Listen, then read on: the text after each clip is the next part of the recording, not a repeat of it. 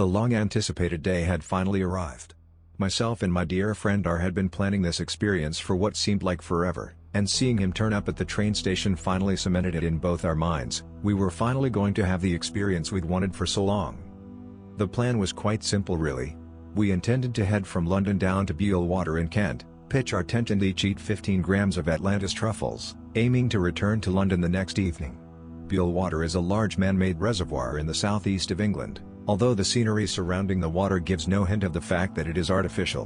When we arrived at the campsite at 7 p.m. we knuckled right down to pitching our dull brown tent from the mid-80s. We were trying to take as little equipment as possible: a tent, a stove, since we were not allowed campfires, 2 guitars, a propane lantern and a pair of sleeping bags. This was because we both wanted the experience to be an affirmation of everything true and beautiful in nature, and did not want to clutter it with creature comforts. Since we've both been at university in West London for the past 2 years, neither of us have the opportunity to spend much quality time with nature. The closest we've been able to come to this experience in the past 3 months or so was a series of walks around the greener parts of our campus whilst buzzing our faces off on MDMA. This was our second experience with truffles, and his second psychedelic experience full stop. For someone who had only tripped once before, I feel he had a good idea of what to expect and how to make the most of it by losing his expectations of what the drug would do to him. I often talk to him about my experiences with these wonderful drugs and he always listened with eager ears. I had used psychedelics very heavily a few years before, and eventually scared myself off of them. In the past 4 or 5 months I felt I had finally matured enough to appreciate exactly what a psychedelic experience could offer me, rather than just a series of funny colors and incomprehensible thought patterns. I can't begin to describe the enormous and very positive changes I had been through recently, which I believe were precipitated by my recent drug use. Once the ancient-looking ridge tent had been pitched, we got inside and started rolling our joints for the evening ahead. Both being heavy stoners, it is worth mentioning that we don't roll joints with normal format papers. A typical joint for us is approximately 6.5 inches long and a half-inch fat. With 6 fatties pre-strapped and stashed in the empty cavity of ours flashlight, we decided to sit down and play our guitars for a while. We were very conscious of not making the night's experience solely about drugs. We wanted to have what would have been a wonderful experience anyway, and just let the drugs enhance them in whatever way they saw fit. A group of kids sat down around us to listen to us play Otis Redding's Dock of the Bay. Neither myself or R particularly liked talking to children, so after jamming an instrumental version of CCR's Have You Ever Seen the Rain, we decided to clear off and head down to the waterfront, but only after making an important decision. We did not want any way of telling the time for the duration of our stay. This was important to us because living in the city entails a religious following of the clock, and we wanted to make a point of escaping that for our trip. We wanted to act on what we felt we needed to do at the precise moment in time that the decision was made. No planning for the future, no waiting for time to catch up with us, just pure unadulterated existence. The walk to the reservoir was a great experience in of itself.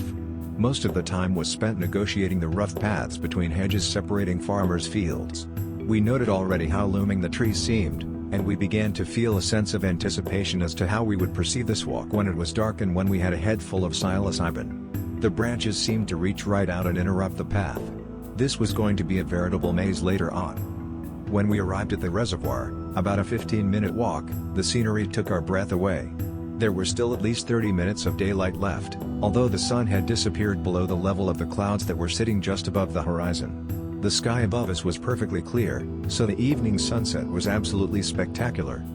We walked about 500 feet along the shore to a tree stump which would become a site we visited often the next day. Sitting down and sharing a cone was exactly what we both needed. It had been a solid week since I had last smoked up, an extreme time between joints for someone who usually smokes every day, so the first one seemed to settle into my brain heavier than I was expecting. For the first time in a long time, I really felt like I truly appreciated what a joint was doing to me. I find it quite easy to smoke a lot and begin to blur the lines between sobriety and being high, but this time my mind completely recognized the buzz. It was beautiful. Between skipping stones over the still water, and talking about how much more we wanted to have these experiences, we began to practice trancing off for later that night.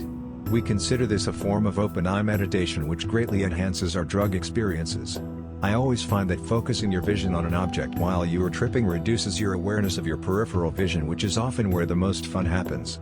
All we do to achieve this state is stare off into the middle distance and focus half of our attention on breathing and the other half on the full extent of our visual field. whilst trying to remove the inner monologue that otherwise seems endless. In this head state you can begin to see the ambiguity in the world even when sober.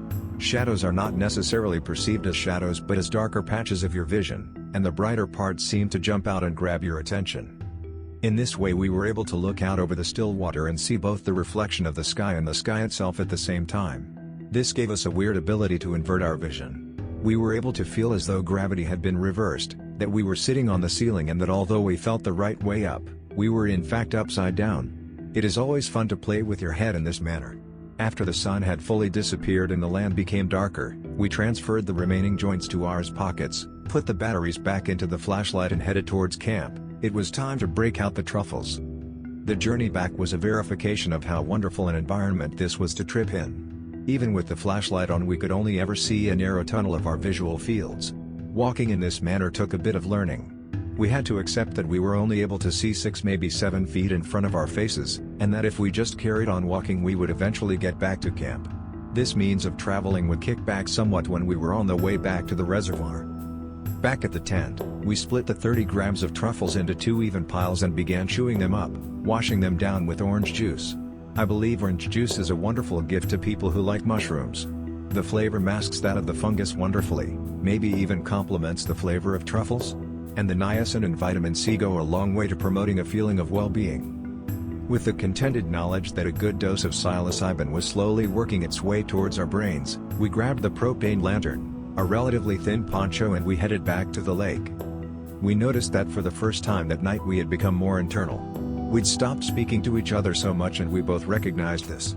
Not because we had become bored of talking to each other, quite the opposite. We both felt the urge to talk about something, as we always enjoy each other's conversation, but our minds were thinking so fast that it almost seemed pointless talking about anything because we were so taken with the thoughts we were having.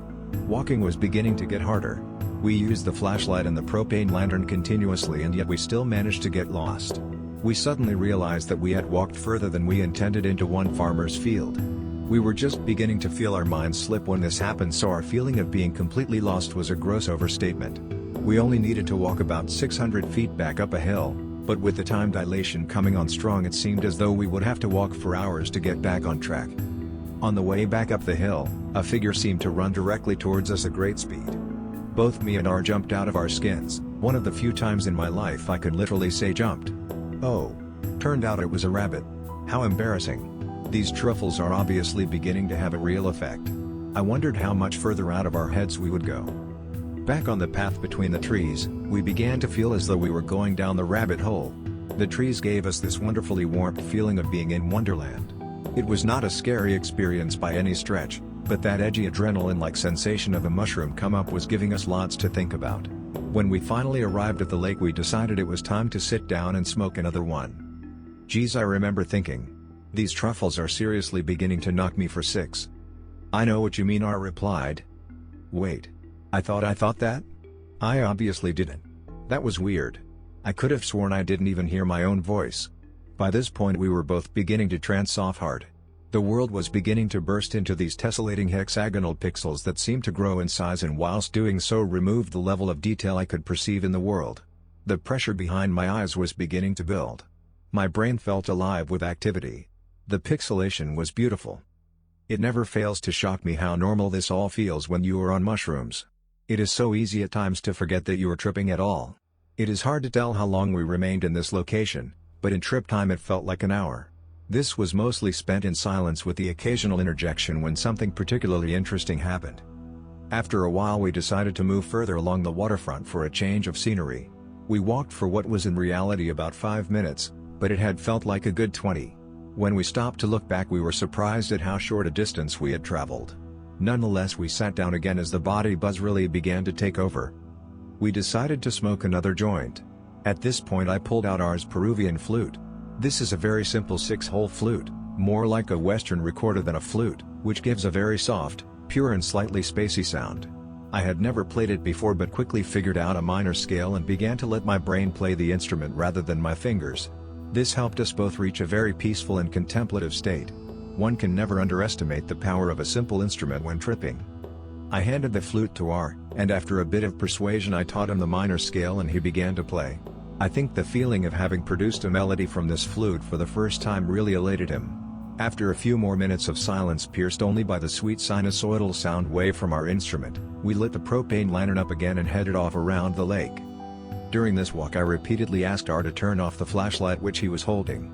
I tried to explain that we didn't need the flashlight if he would keep it off and let our night vision adjust to the level the lantern was putting out.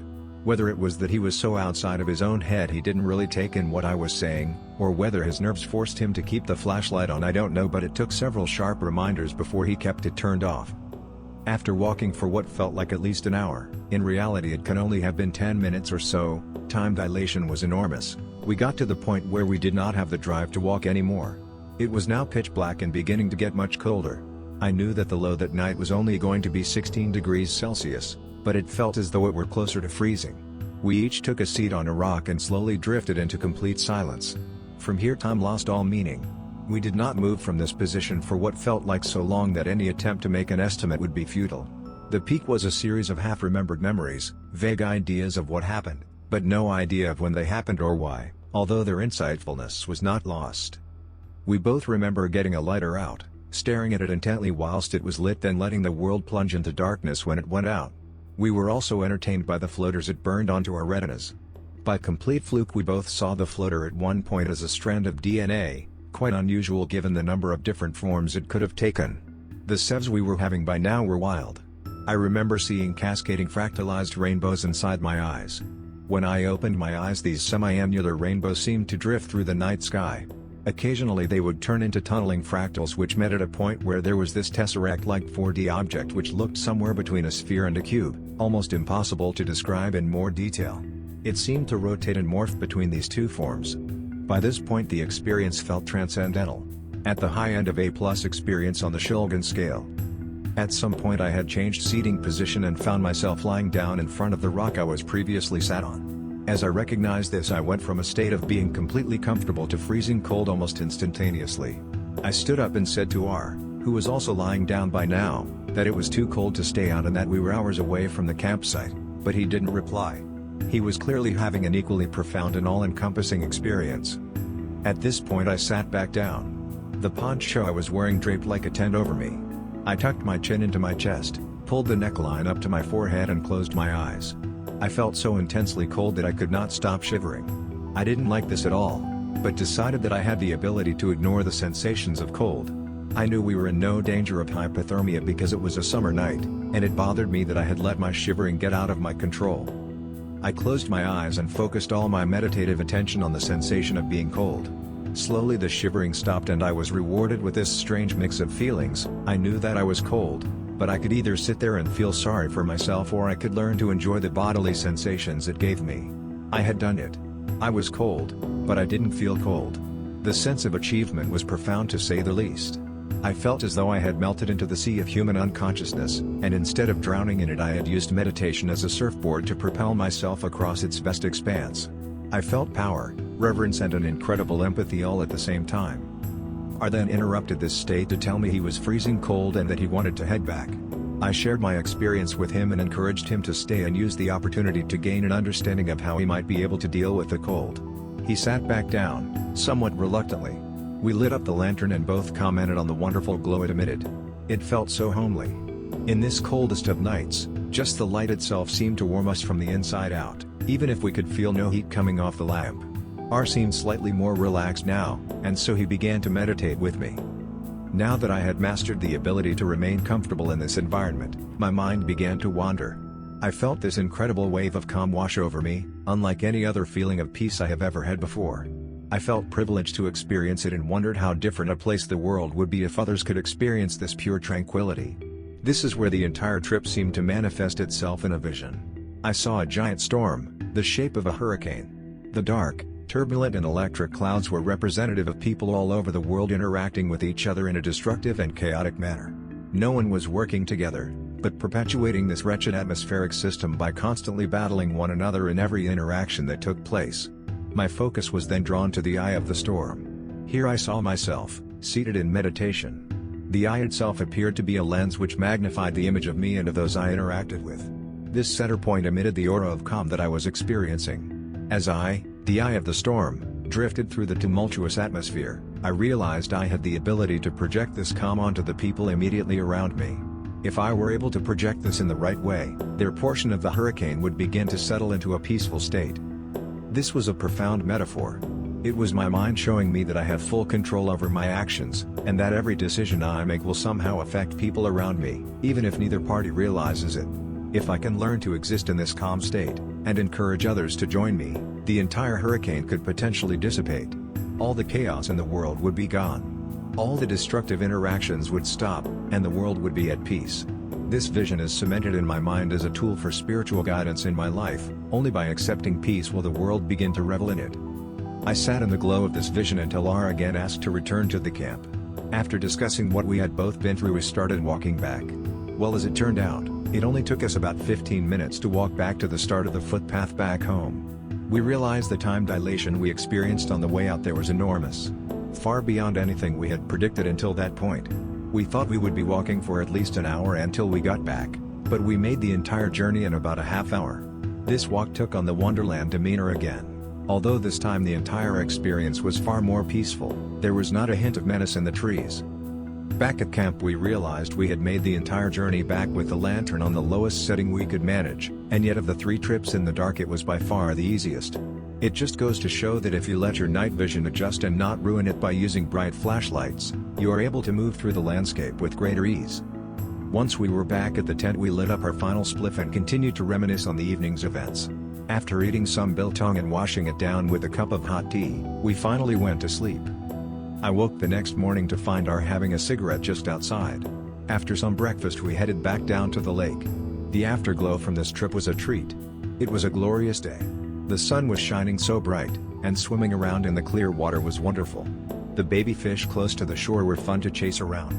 We felt an almost childlike innocence return to us that we hadn't experienced in years. We spent hours down at the waterfront discussing how wonderful it was to be free from city life. Everything seemed so much simpler now. We ate when we chose, we smoked when we chose, and the rest just didn't matter. After lunch we walked into the woods to have a smoke. We decided that during the day we should be a little more discreet, as those kids from the campsite would probably come across us if we were smoking by the waterfront. The first joint seemed to help us get back to a head state where we were able to see the trees in front of us as kaleidoscopic fractal images, infinite in detail and infinite in brilliance. The ripples in the pond below us were stunning. The world seemed to shimmer in that way which only mushrooms facilitate. Later that day, given the completely clear sky, we decided we had to witness the sunset from the lake again, and that we should stay an extra night just so we could experience it. We went back down to the tree stump, built a campfire and waited for the sun to sink low in the sky. The view of the setting sun reflecting delicately off the water, with ripples of blue and white playing across the surface, was awe-inspiring. The perfect campfire we had built just added to the experience. After building an inukshuk to mark the location of one of those moments in life that will be ingrained in our memories, we sat in quiet contemplation, breaking it only to collect more wood for the fire. We both noticed how little worrying about the future helped. Existing in this state where all that mattered was putting more wood on the fire at the right time seemed like we had tapped into some previously unknown primal state. Some hours after the sun set, and once we had finally run out of wood, we returned to the tent to go to sleep. The effects of this trip for me were profound. From this experience I feel I have a greater appreciation for everything natural and peaceful that was beyond anything I could have possibly anticipated. The important thing here was not the drugs, however. Without meditation I believe this experience would have been relatively tame. It is only through challenging oneself, dealing with the cold, and contemplating in a pure state of receptivity that the most important lessons were learned.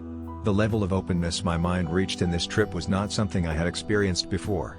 It just goes to show that you can have years worth of trip time, but you may never learn a single thing until you are objective with your experiences, and learn not to run from them. As a final note, where it is possible to do so, I would strongly urge you to trip without any time keeping peace with you.